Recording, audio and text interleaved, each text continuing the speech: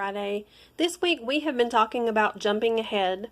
I don't know about you, but when I was little, one of my favorite things to do was to find a sidewalk or some other thing that was tiled, and I would jump from one square to another matching square and just have a good time. And it's something that my daughter also seemed to like to do when she was younger.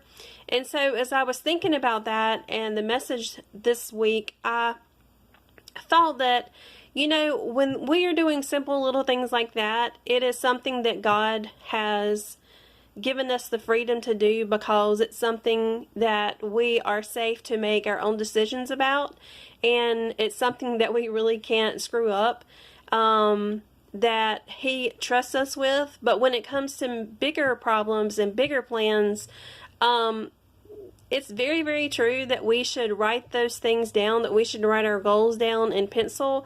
We should write our to-dos in pencil because He ultimately has the pen, and He is the one that inks everything into being. He is the final editor, the final draftsman of our lives, and He is the one that plans our steps.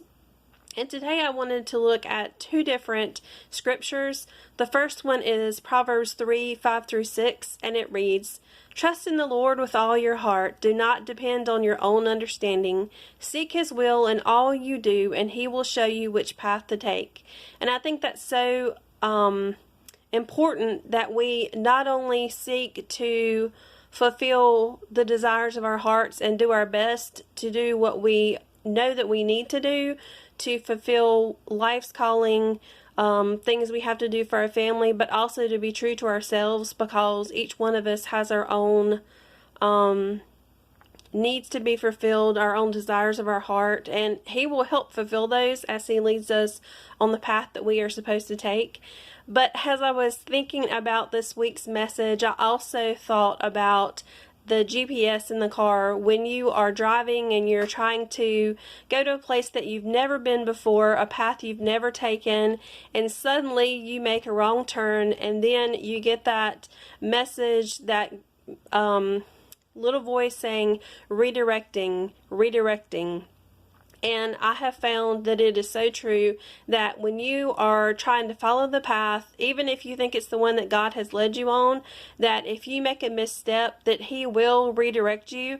He will either open up another door, another window, or another avenue to fulfill something that He wants you to step into.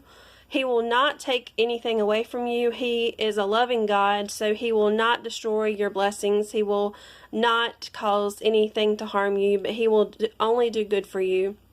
So don't think that He would take anything away, but He would just be redirecting you on the path that He thinks and knows that is your future. And so I think for that, I would love for you to think about and reread Jeremiah 29:11-13. And it says, "For I know the plans I have for you, declares the Lord, plans to prosper you and not to harm you, plans to give you hope and a future. Then you will call on me and come and pray to me, and I will listen to you. You will seek me and find me when you seek me with your whole heart." And I think that's the real difference maker, is that when we come to Him in prayer for guidance in the way that we should go on those stepping stones of life, that we really need to come with our whole heart. We need to be honest and true as we speak to Him in prayer, and just in our time of one-on-one with Him, that we need to really lay everything out before Him and not try to hide anything, to be realistic with how we've been, how we are, repent if we need to, if we have sinned, and just open and lay our heart out before Him, because He wants the best for us, and He wants to be able to fulfill those desires of our heart as only He can. The all-powerful, all-knowing, as I said, He is the final editor, and He will write our lives with His pen. So I hope you have a wonderful weekend. Enjoy your time with your family, and I'll talk to you soon.